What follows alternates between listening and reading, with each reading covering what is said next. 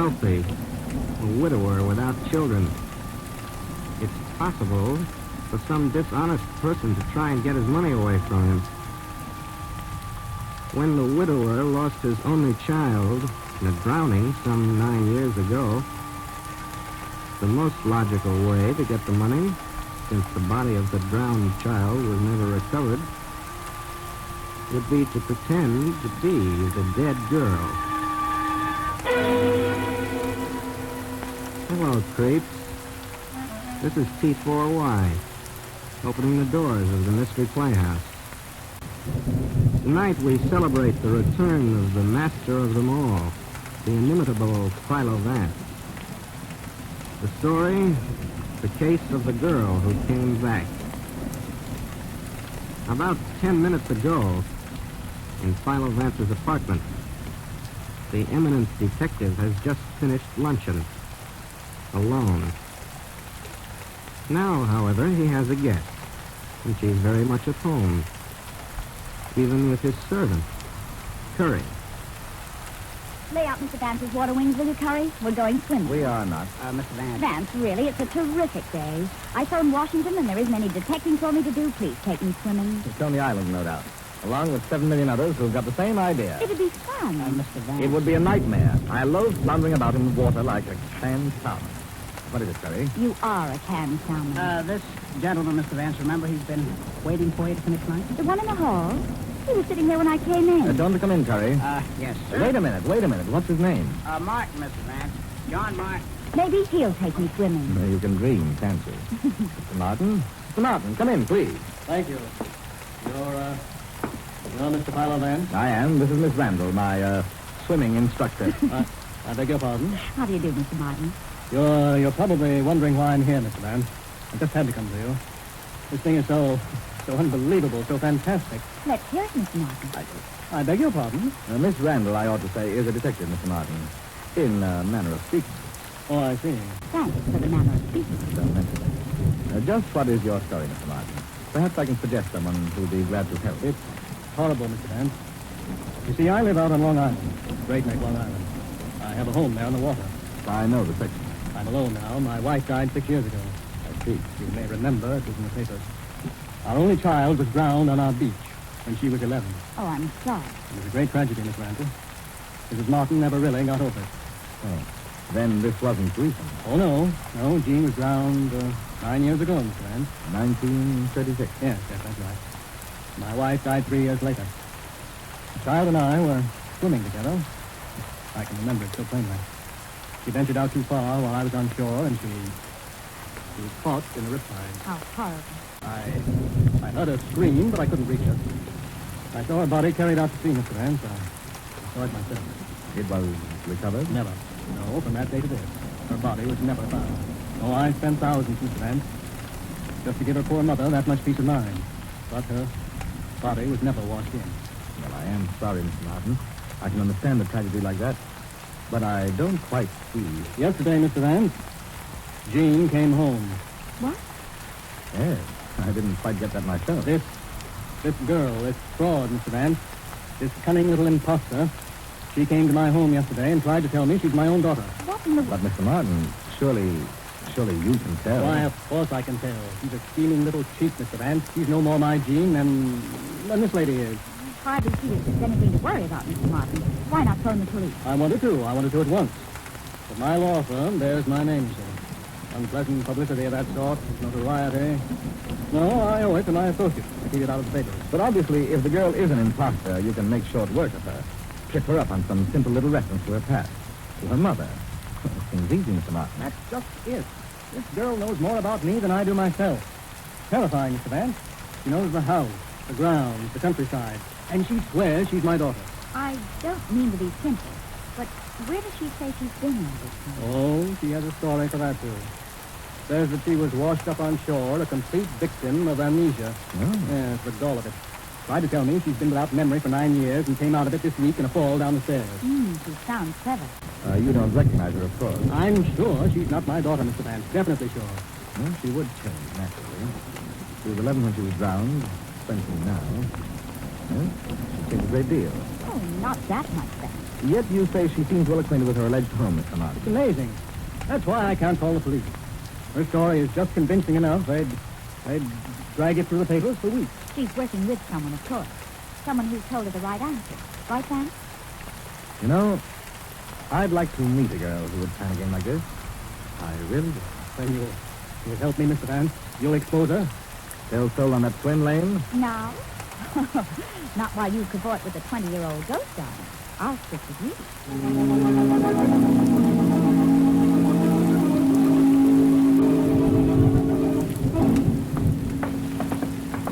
And this brings us back to the library, Mr. Vance. Now you've seen the whole estate. Well, I see you're a camera enthusiast, Miss Martin. Huh? Oh, those enlargements. Yes, I dabble in it. When the war broke out, my doctor told me to do something to quiet my nerves, so I took up the dog thing. Some of these are excellent. I have a dark room downstairs. I'll open it up if you like. I'd enjoy it. And now if you'll send the young lady in, please. I'll tell you how grateful I am, Mr. Vance. I'm in a terrible strain. Mr. Vance wants to see you. What about? Come in, Miss... Miss Martin. Jean Martin. Yes, so we've heard.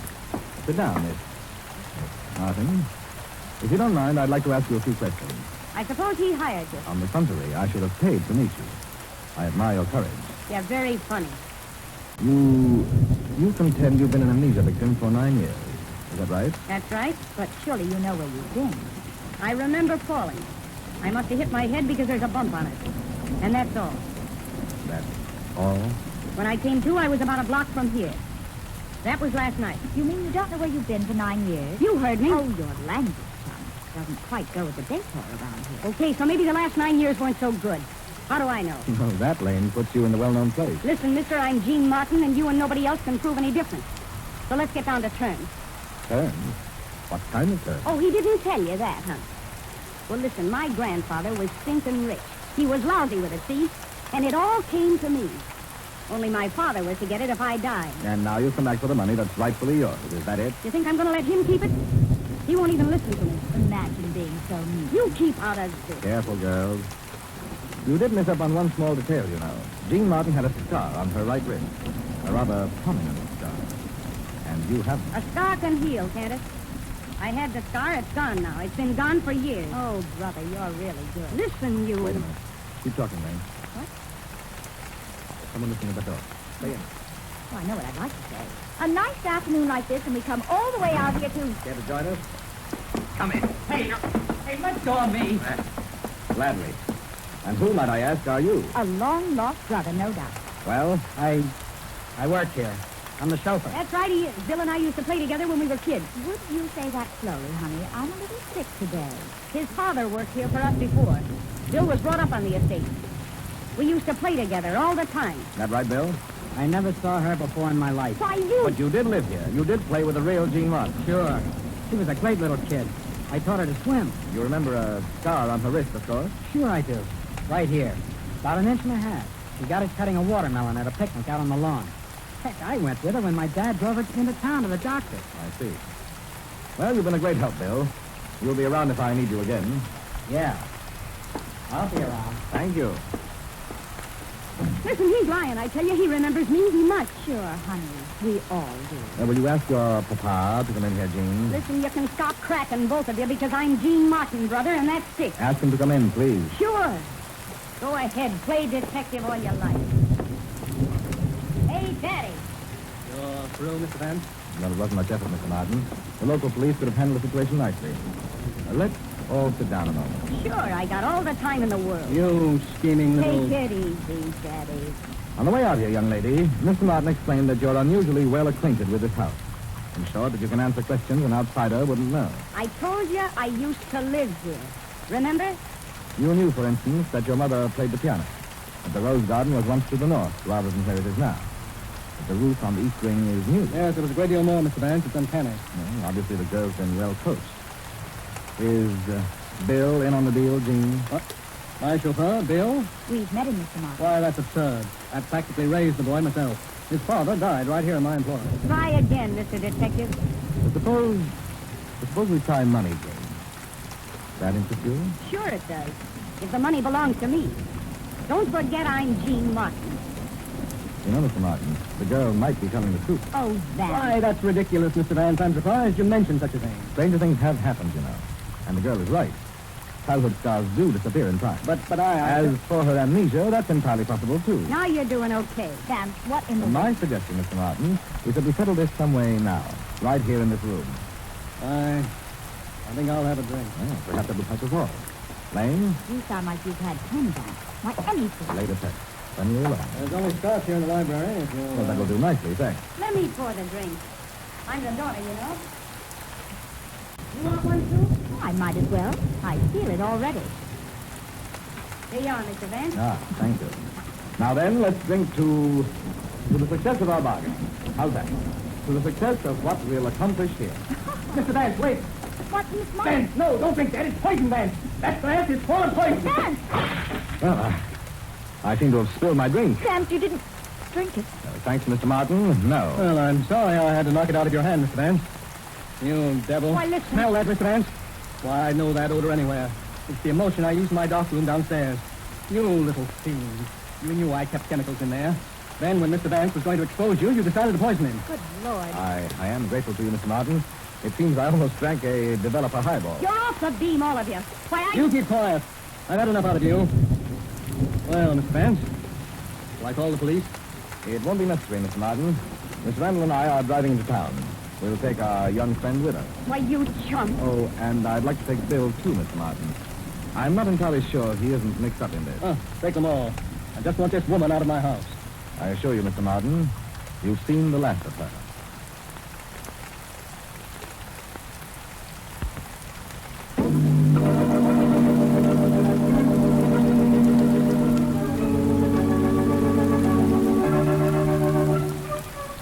Want me to stay in here, Mr. Vance? I mean, with all this? No, I think not, Terry. I'll call if I need you. Yes. Oh, Vance, dear. Yes, Lane? Is it fair if I ask just one little question? By all means. What in the name of what are we doing here in your apartment? Let's take these two down to the district attorney's office and be done with it. Look, Mr. Vance, you got me all wrong. I never saw this game before until last Oh, night. yes, you did, Billy. Yes, you did. All right, kid. I think the show's gone far enough. You can take that layer of skin off your wrist, Jean. Vance, what in the world is... This is what I mean. Let me have your wrist. Get away from her. All right, sir. I'm quite convinced she is Jean Martin. See? Just an ordinary skin patch, isn't it? Very neatly applied, too. She's got the scar. She has. Miss Martin, Miss Randall. How do you do? You win, Mr. Vance. You found your source, Bill? Yes, sir. I never gave up looking for Jean. The amnesia story is true. Quite true, Mr. Vance. I came to on the beach about 6 miles from our house. On the day I was supposed to be drowned, I was 11 years old. The doctors figured a wave threw her up against a log or something in the water, Mr. Vance. Her head was cut. And then Jean? Well, I couldn't remember anything, Mr. Vance. For days I'd walked around in a kind of a dream, and then finally I was taken to the Good Shepherd orphanage. Well, you can phone them and check if you like. I've been working there for my board and room. Go on. Well, just as Bill said, he always looked for me. He never believed I was drowned. I couldn't afford to hire detectives or advertise, Mr. Vance, especially working right there in the Martin home. I'd just ask questions and write letters. Then, when a reply sounded worthwhile, well, I'd investigate in my time off. And one letter came to the Good Shepherd, asking about an amnesia case in 1936. So they told Bill about me. Bill came up to see me. And here we are. I see. Well, that clears up a great deal. Vance, you're out of your mind. Why, those two are bigger phonies than I thought. Why, Lane? Well, for one thing, why did our hero here keep all this from the girl's father? Why not let him spend his money looking for his own daughter? He thought she was dead. Oh, and you knew better, I suppose. Mr. Martin was careful that there was almost no publicity at the time of the drowning, Miss Randall. Just a little too careful. Why did he want to keep it quiet when the body wasn't found? Okay, we'll skip that for a minute. Suppose you are Jean Martin. Why the mystery? Why cover up the one scar that proves it? Why play the tough little mole with us all afternoon? And you, Bill, you pretended you didn't even know her. What goes on here? Fair question, Lane. Going to answer, Jean? You're convinced that I am Jean Martin. Beyond a doubt, Jean. Even without the scar. I knew it before we left your home. All right, then I'll tell you. My father tried to murder me. What? Yes, I know that sounds strange, but that's true. I wasn't carried away by the tide that day. And he wasn't on the shore, as he said. He held her head underwater, Mr. Vance. Held her and pushed her out to sea. And when I got back, I knew if I proved I was Jean right away, he'd try to murder me again. And if I went to the police, he'd call me an imposter. He'd even lie about my scar. So the only thing to do was to throw him off his guard by convincing him that I was a fake. You see, we hoped we could find a way to trick him into admitting he tried to kill her. We planned it together, Mr. Vance. Then when Mr. Martin called you in, we didn't know what to do. Elaine? Just skip me, Vance. I'm so dizzy now, just let me sit here and spin. Well, it's quite simple, really. Martin called me in to bolster his own case. Now I think we'll unbolster it a little. But how, Mr. Vance? What can we do now? We've got all Jean's money, everything. Jean, I told you once today you've got nerve. Think you can use it again? I can try, Mr. Vance. Good. Now, here's exactly what I want you to do.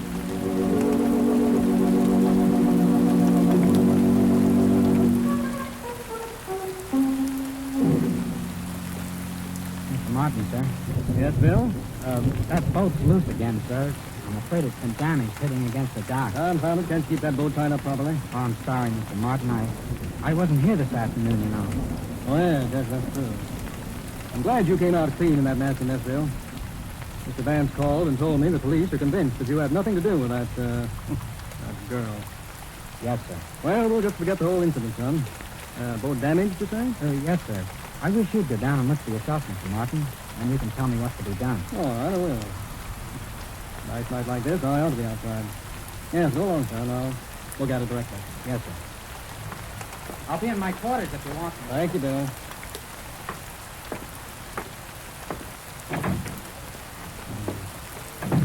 Beautiful night. Really beautiful. Well, to get the camera. And like that, I might get a good shot without a light at all. Good boy, Bill. That was a good solid shot.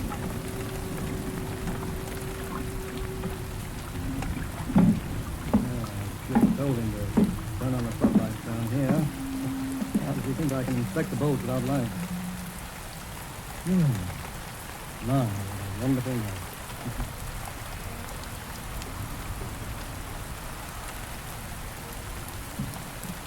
Huh?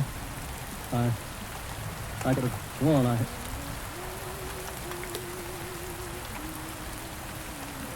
That song.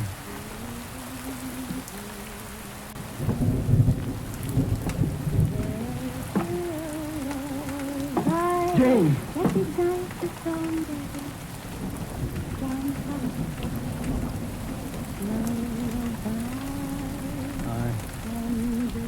I must be asleep.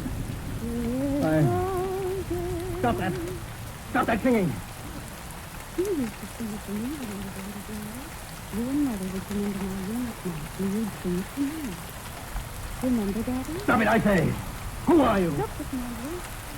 See the scar on my wrist? The scar I got cutting the melon on the lawn? You remember, Daddy. Mother was there. And Ada was there. Remember? Jane. I was 10 when I got that scar. And when I was 11... Shut up! Shut up, I say! When I was 11, we went swimming one afternoon right here, Daddy, right here with this year. You remember the day I knew? You let me hold on to the water while I was swimming.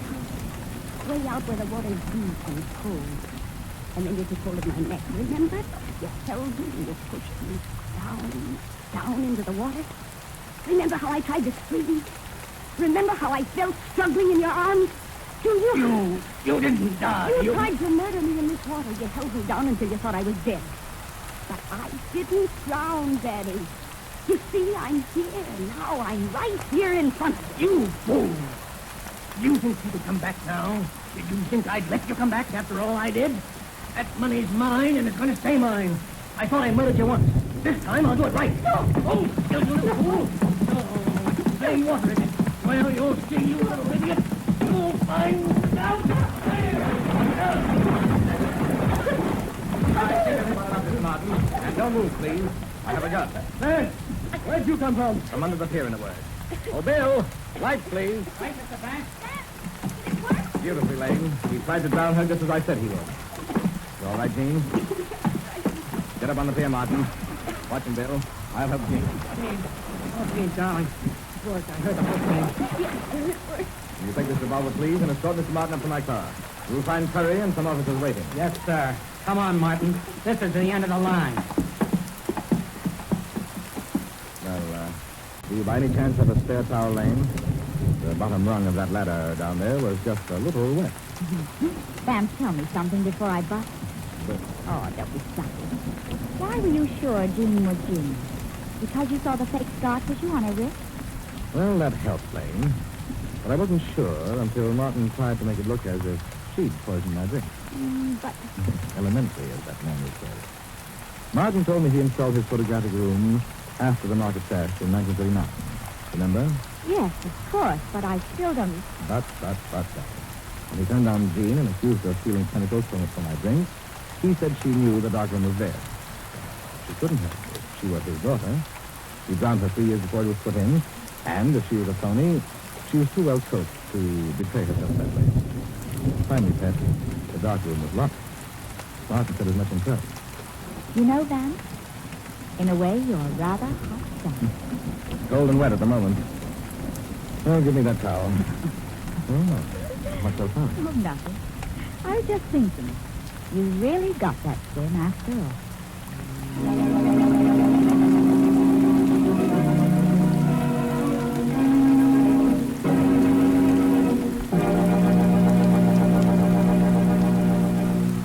Thank you, Philo Vance, for the case of the girl who came back. Now it's getting early again.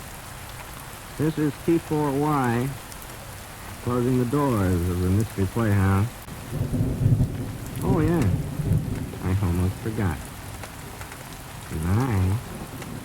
Sleep tight. This is the Armed Forces Radio Service.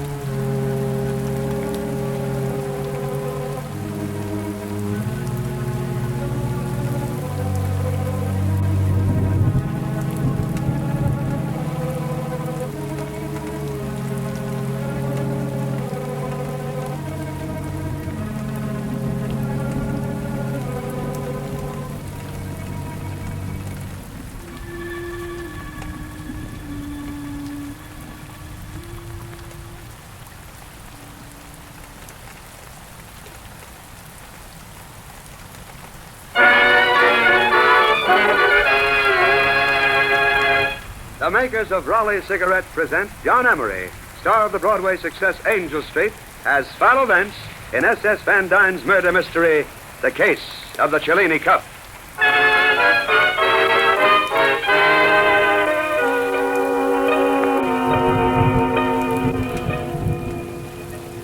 Good evening.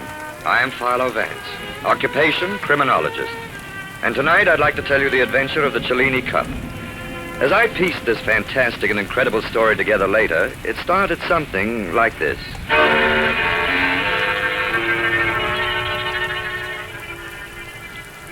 In the East 70s of New York City, deep in the gloomy shadow of the 3rd Avenue L, is a dingy little second-hand store called the Old World Curio Shop. It's about 10:30 at night. The front of the store is filled with the usual miscellaneous rubbish, but in the back there's a good workshop.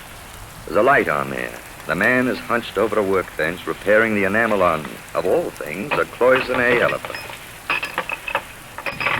This man is Paul Getman, about 43, rather heavy-set, oily complexion, little pig eye, smug and self-satisfied, but a clever worker. An unpleasant man, but then he hasn't long to live, although he doesn't know that.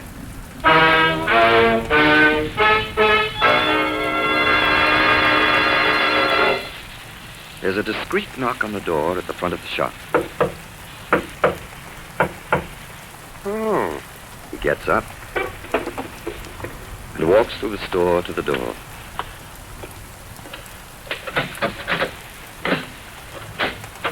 Oh, it's you. What do you want? Well? Hey, put that gun down. Someone's liable to get hurt. Wait a minute. Take it easy. What are you going to do? No, you don't dare. You can't get away with it. That's murder. For God's sakes, don't do it. Well, why don't you say something? What are you waiting for? I know what you're waiting for. You're waiting for the elevated train. You're waiting for the elevated train to drown out the shots. Well, I got burglar alarms here, and I'm going to...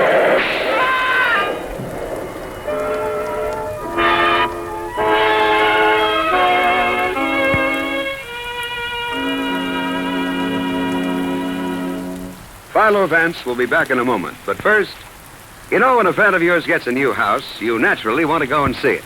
Well, an old tried and true friend of yours, Raleigh Cigarettes, is living in a brand new house, and you really ought to see it. Because Raleigh's new house protects you by protecting Raleigh's. How? This new house is an exclusive new package, which gives up to 400% more protection than the package on other leading brands. This means that Raleigh cigarettes come to you factory fresh. Never harsh and bitter, always rich in flavor and fresh. Smokers, you'll thank me for this if you follow my suggestion. Make your next pack Raleigh's, America's freshest cigarette.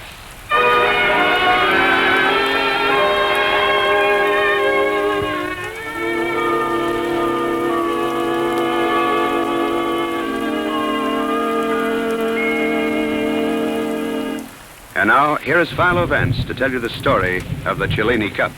Thank you, Mr. Shirley. Well, to explain how I got involved in this, John F.X. Markham, the district attorney, is an old friend of mine, and bright and early the morning after 𝐃𝐿𝐴 was murdered, much too bright and much too early, Markham came over to my apartment and dragged me over to the Old World Curio Shop to view the mortal remains of Paul 𝐃𝐿𝐴. Sergeant Heath of the homicide squad met us at the door, a businesslike frown on his broad, pugnacious features, and gestured toward the body. Well, here he is, shot through the heart. Doc Baker examined the body and pulled a .32 slug out of him. I would have bet my shirt it was a .45. Made a big hole going in.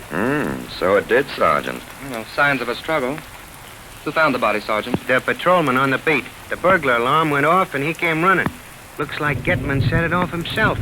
There's a button right here on the counter, and we found 𝐃𝐿𝐴's thumbprint on it. Look at this, Markham. What's that, Vance? This utterly atrocious tie 𝐃𝐿𝐴 was wearing. Imagine the embarrassment of being caught dead wearing a purple horror like this. I thought it was kind of snappy. Sergeant, you distress me.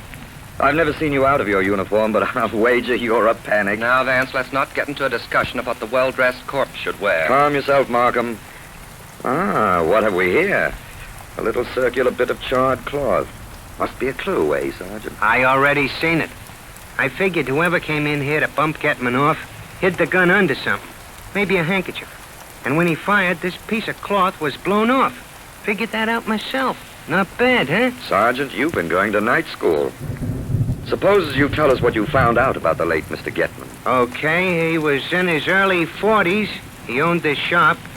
He did repair work on fancy art objects for the museum and art dealers, and he was pretty good at it, I guess. He had a little apartment at the Windsor Arms, and that's about all. Hey, looks like a customer at the door. That's his second today. Markham, isn't that George Henry Howard? Yes, it is. The art collector? Yes, but there's more of the collector than the artist in him.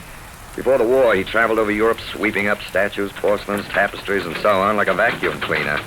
Between George Henry Howard and William Randolph Hearst, the museums on the continent were left looking a trifle seedy. Let him in, Sergeant. Okay. Well. Mr. Vance, isn't it? How are you, Mr. Howard? Fine. Never better, thanks. Mr. Markham, our district attorney and champion of justice. Oh, how do you do, Mr. Markham? And Sergeant Heath. How are you? How do you do? Is Mr. 𝐃𝐿𝐴 here? Yes, but he's not speaking to anyone. He was murdered last night, Mr. Howard. Murdered? Really? Oh, definitely. Well, that's too bad from my standpoint as well as his. I wanted to buy a group of items in here. Will his death interfere with selling them? Well, that would depend on whether there were any heirs and so on. Oh, yes, of course, of course. Well, there seems to be a few pieces of some value in this case. Let's see, there's the triptych, the cloisonné vase, a copy of the Cellini Cup, this beautiful German horizontal clock with hunting scenes in relief, circa 1600, I'd say. And quite right you are, Mr. Vance. By the way, Mr. Markham, I'd like to put a deposit of, say, 4,000 on the contents of this case just to ensure my getting it. I'd top any bid by 250. Could I do that? Well, we'll have to take that up after the investigation is concluded. All right, fine, Mr. Markham. Thank you very much. If I can be of any help. Thank you. Quite all right. Goodbye. Goodbye, Mr. Vance. Goodbye, Mr. Vance. Bye. $4,000 for that stuff? I could do better at the 5 and dime. Yeah, worth about 2,000.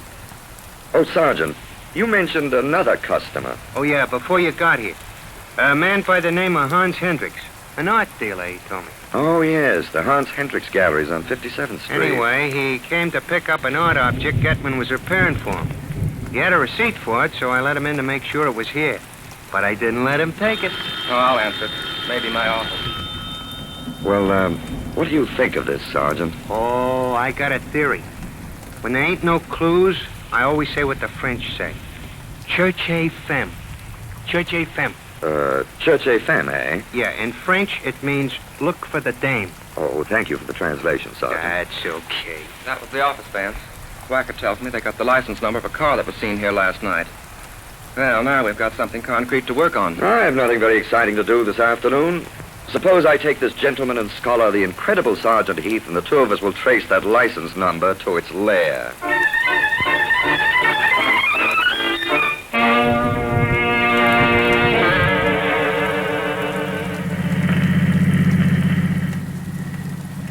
It's like I tell you, Mr. Vance. You don't have to be no genius to solve murders. All you do is ask the right people the right questions. Providing one can find the right people. Well, we sure got a lot of information so far. The owner of the car rented it to a guy named Tony Carpini who lives in Queens. Yes, and this Carpini had a date last night with a girl named Norma Allen who lives in Flushing. 𝗔𝗱𝗀𝗀𝗀, huh?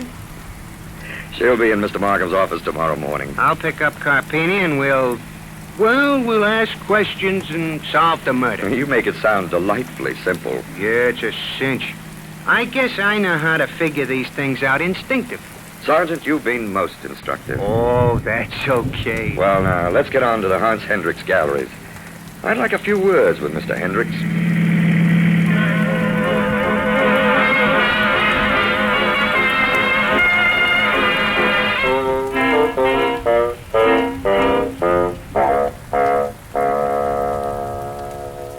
Please sit down, Mr. Vance and Sergeant Heath. Thanks. Now then, I'm at your service.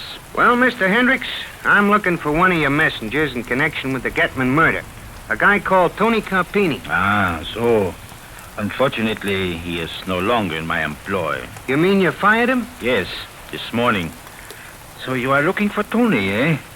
I'm glad I got rid of him. If I'm not too inquisitive, Mr. Hendricks, why did you dismiss him? I did not trust the man. And, of course, you had excellent reasons for not trusting him? He had quite a temper.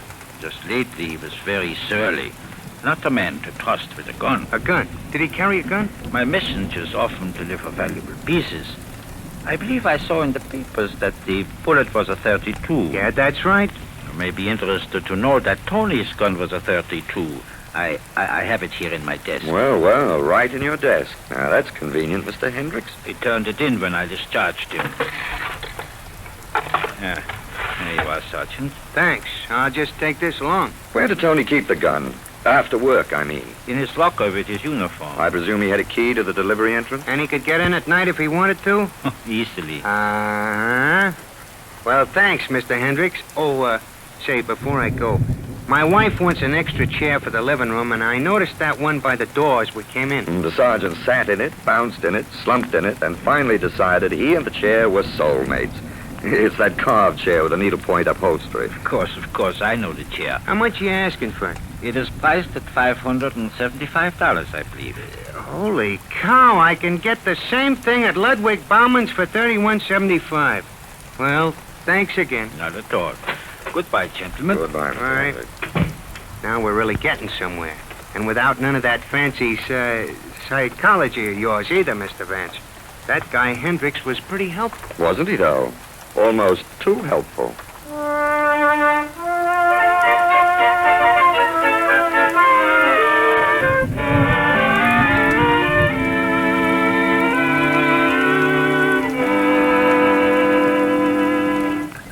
Well, what's the news this morning, Markham? You look like the cat that swallowed the canary and went proudly around hiccuping feathers. Well, Vance, Sergeant Heath's out tracking down our man now. I told him to bring him in as soon as he located him. And who is the man? I never thought I'd hear Philo Vance ask that question. You usually know who the man is. So nice of you to say so, old fellow. You know, Vance, a gun scratches its individual signature on bullets that leave the barrel. So we compared the bullet that killed Getman with a bullet fired from the gun that messenger, Tony... here it is. Tony Carpini. The bullets matched perfectly. Looks like he did it. My dear Markham, it only proves that a bullet fired from his gun brought about Getman's untimely demise. Vance, you're splitting hairs. Splitting hairs is a hobby of mine, Markham, old boy. A hobby that I thought I shared with all members of the legal profession. Yes, Mr. Markham. Send Miss Allen in. Yes, sir. Ah, that would be our femme fatale, the Cleopatra of Flushing. From Swacker's voice, I'd say she left him goggle-eyed. Ah. Come in and sit down, Miss Allen. Yes, thanks. I'm Mr. Markham, and this is Mr. Vance, a sort of special assistant of mine. A pleasure, Miss Allen. Likewise.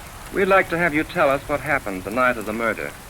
Well, I had a date with Tony, and we drove around a little, and then we parked, and he started talking about me going out with Mr. Getman. He got sore, and I told him that we would have to consider our acquaintanceship at an end because I had become engaged to Mr. Getman. Gee, I've only been engaged 8 days. I didn't even get a ring. And what was Tony's reaction to the news of your engagement? He was wild. He was mad. He threatened to kill me and Paul. That's Mr. Getman. So I asked him to be so kind as to take me home. Yes, what time was it he brought you home? About 7:45. Oh, he did it all right, Mr. Markham. Well, thank you very much, Miss Allen. Now... just a moment, Markham. Miss Allen, how long have you been, dating Mr. Getman? Oh, about 4 months, I guess. I met him when Tony had to deliver something to his shop to be repaired after hours, and he took me along. Paul fell in love with me at first sight. I'm considered very attractive by men. Well, obviously. And you liked Mr. Getman very much, I presume. Oh, indeed. Indeed, yes. I've always wished to travel, and he was going to take me to South America after the duration of the duration. Paul knew lots of important people, too. Know what I mean? I'm afraid I don't. Well, like Mr. Howard, the art collector. Paul took me to one of Mr. Howard's cocktail parties. Gee, it was swell. Nobody was there who wasn't somebody. Vance, don't you Just be think... patient a moment, Markham. I even talked with Mr. Howard himself in person. Oh, he was swell. And he showed me some of his collection. You know, etchings and things. When I told him Tony worked for Mr. Hendricks and I knew all about art from what Tony had told me. I see. And you and Mr. Howard got along very well together? Oh, sure. I told him all about Tony and I and Paul, and he laughed and laughed. I was a big hit at that party. Gee, I guess I'll never get to travel after what Tony done. Oh, I imagine another man will come along and be blinded by your charms, Miss Allen. Yeah, I suppose so, but maybe he won't be no gentleman like Mr. Getman. Hey, will you stop shoving me around? Tony! Here's Carpini, Mr. Markham. He was out on the town last night, but I grabbed him when he came back to his room. Had his bags packed and was all ready to skip town. Tony, what did you do it for? What did you do it for? You spoiled everything. I didn't kill him. You did, too. You said you were going to. Shut up, will you? I hate you. I'll never give you another date. Will you shut up? I tell you, I didn't kill him. I didn't have nothing to do with it. You did, too. You're a murderer. That's what you are, a murderer. Oh, he hit me. Cut it out, Carpini. Let go of me. It's her own fault. She started it. Take him away, Sergeant. Okay, Mr. Markham. I guess he's a man, all right. What'd I tell you, Mr. Vance? Churchy femme. Churchy femme. Come on, Carpini. Oh, nuts. Here, use my handkerchief, Miss Allen. Oh, gee, thanks. You're awfully nice to me. Ah, not I, Miss Allen. Some other gentleman. Well, Vance, are you convinced now? Not entirely, Markham. So I think I'll trot along and see if I can comb a little information from George Henry Howard. Are you going now? Yes, Miss Allen, but before I depart, I think you may be interested to know that Mr. Markham is a bachelor and a very eligible gentleman. Confidentially, he's fascinated by you. No kidding. Why, Mr. Markham. Vance, what's the idea? Bye-bye, Markham.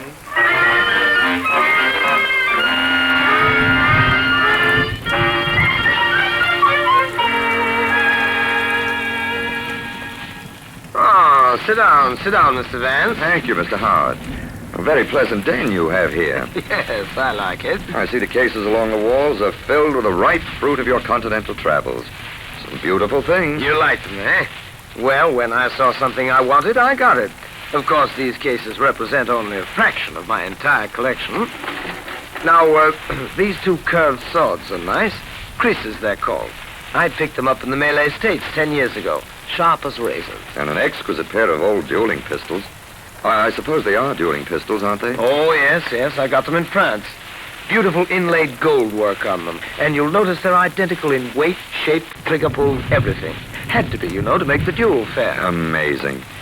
And I suppose these little cloth patches are for cleaning the guns. That's right. That's quite right. Well, what have we here in this case? It looks like a copy of that Cellini Cup in the Metropolitan Museum. Yes, it's a good copy, too. Yes, it is. You have a whole case of ivory figurines, I see. Mm-hmm. I collected them for a while. Only a few of them have any real value. By the by, Mr. Howard, I came to ask about Hans Hendricks. You've had dealings with him, I suppose. Oh, yes. You see, Getman's murder is pretty well pinned on one of Hendricks' messengers. It was his gun. Please don't repeat this, but it occurred to me that Hendricks also might have access to that gun. Oh, I see. Do you happen to know whether Hendricks and Getman got along all right together? Well, as far as I know. Of course, Hans is a shrewd Dutchman, and he's an art dealer, too. I gather your opinion of the integrity of art dealers is not too frightfully high. You never can tell, Mr. Vance. You never can tell. Well, thank you, Mr. Howard. You've been most helpful.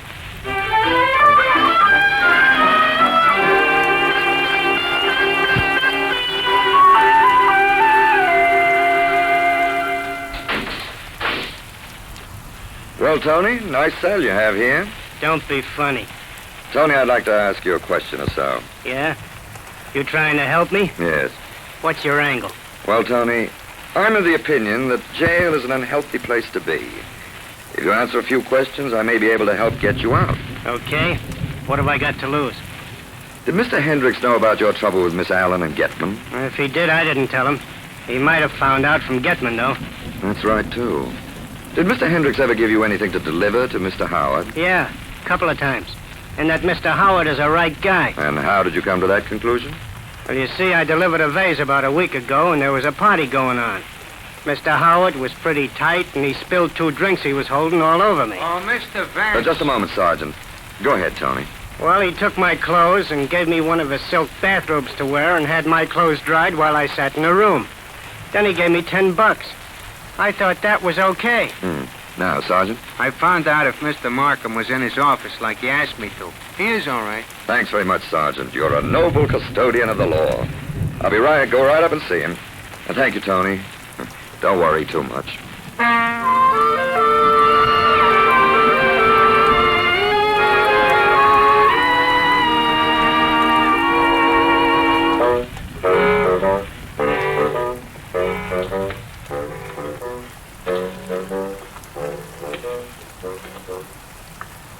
Vance, for heaven's sakes, what did you bring me here to the museum for? Stop fretting, Markham.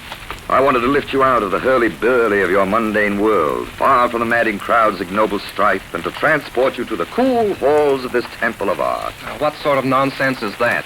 Once in a while, you've got to get away from jangling telephones, noisy courtrooms, and intellectuals such as the good Sergeant Heath. You've got to get away and enter this world of beauty and quiet and romance. Look at the Etruscan shield in this case, Markham. Yeah, very nice. What stories it could tell. How many heroes buckled it on and strode bravely into battle shouting some barbaric cry. Yet here it is today, still full of beauty. Ah, here's the Cellini Cup. Remember, there was a copy of it in that case in Getman's shop. Benvenuto Cellini. Artist, writer, swordsman, adventurer, the gay lover of the Renaissance. And over here... Now, Vance, you're not going to take me on a conducted tour of the Metropolitan Museum, are you? I've got work to do. All right, Markham. I have a few things to do myself. But if you and Sergeant Heath will arrange under some pretext for Howard and Hendricks to be at the Old World Curio Shop 2 hours from now, I'll turn over the murder of Paul Ghethman to you at the conclusion of a short lecture.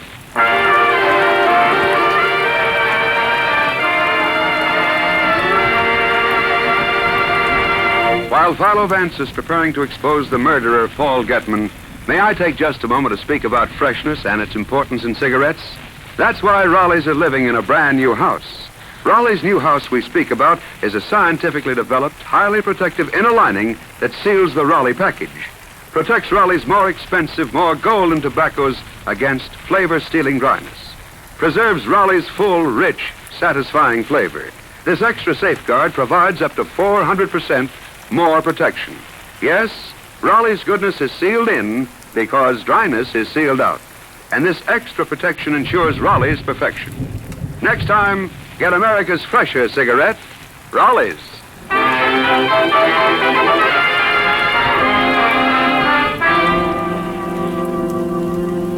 And now here's Philo Vance. Well, Howard and Hendricks put in their appearance at the Old World Curio Shop on the dot of 8 with Markham and Sergeant Heath. Howard was his usual jovial self, but Hendricks was quiet, and it seemed to me a little suspicious. I had chairs arranged around a table, and seated Howard and Hendricks with their backs to the showcases. Markham tossed the conversational ball right into my lap. Mr. Vance will explain this meeting to you, gentlemen. Yes. Well, you both have something you want to get out of this shop, and knowing how complicated the legal machinery that Mr. Markham so valiantly protects is, I persuaded him to settle the whole thing tonight and save both of you the inconvenience of waiting for Ghethman's fares to be settled. Mr. Hendricks, I believe there's something of yours here in the shop that Ghethman was repairing for you. A large 𝗖𝗹𝘀𝐾𝐿𝐴 elephant. And Mr. Howard, you wanted to buy the contents of one of these showcases, didn't you? That's right, Mr. Vance. Ghethman and I had already agreed on a price of $4,000. Which seems more than fair to me. It's amazing, isn't it, how a small piece of lead can complicate the lives of a lot of people? Tony Carpini didn't simplify matters for either of you. Then he's the one who did it, huh? That's right, Mr. Howard. 𝗏𝗏𝐶𝐹. I didn't know I had a man like that working for me. Funny, I always thought he was a nice boy. Well, I don't agree with Sergeant Heath's 𝗏𝗏𝐶𝐹 theory, as he calls it. I think the motive was robbery. There was one item in this case that Tony might have thought represented a fortune in itself. Just a minute. It was this item right here. Look, a copy of the Cellini Cup. This is what lured a man to the depths of murder. But it never will again because I'm going to smash it to pieces on this table. Don't do that. Don't, you fool. Stop. That's the real cup. That's the original. Stop it, you idiot. You're smashing one of the greatest treasures in the world. Sergeant Heath, you may arrest Mr. Howard for the murder of Paul Ghethman.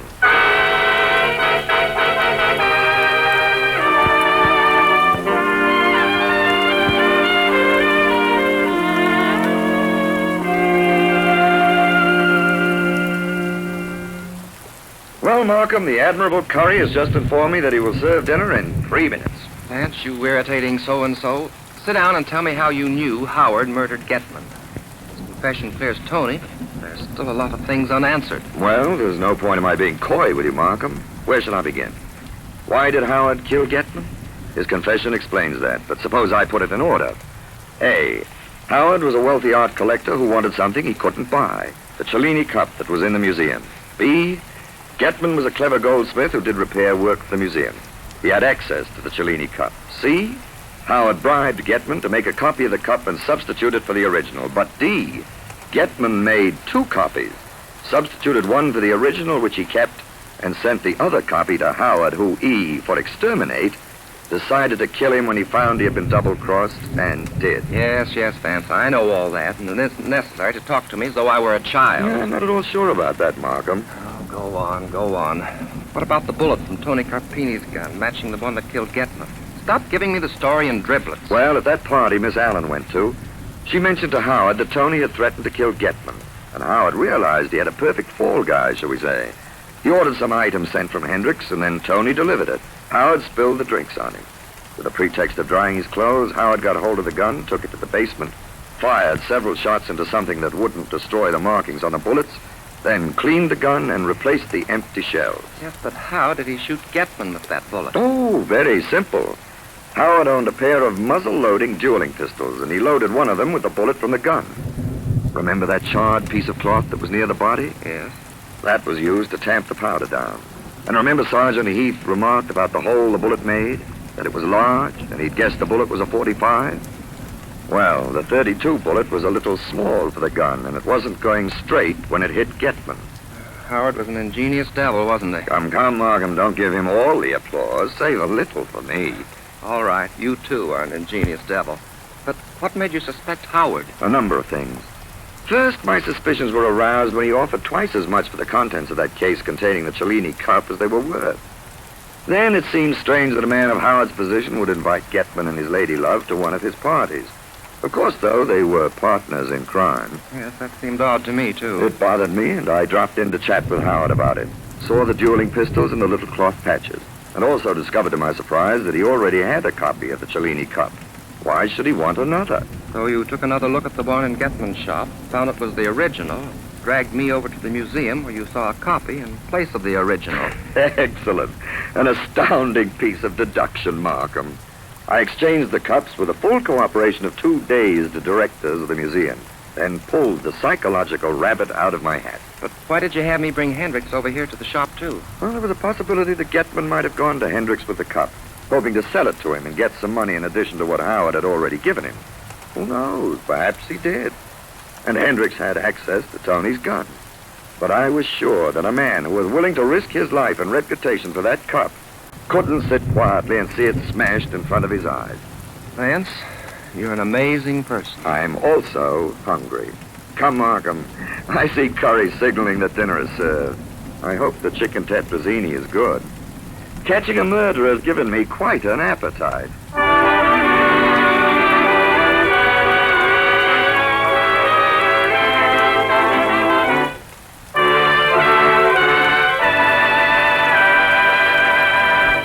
Raleigh cigarettes are protected in a way that no other cigarette is protected.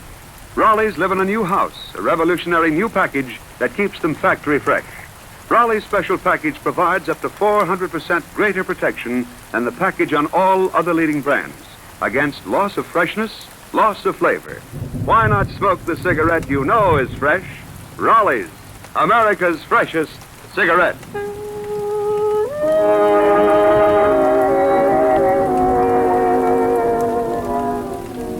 Next week at the same time, the makers of Raleigh cigarettes will again present Philo Vance to tell you and your friends another exciting story. A story he calls The Mystery of the Singing Cat. The part of Philo Vance was played by John Emery. Tom Shirley speaking. This is the National Broadcasting Company.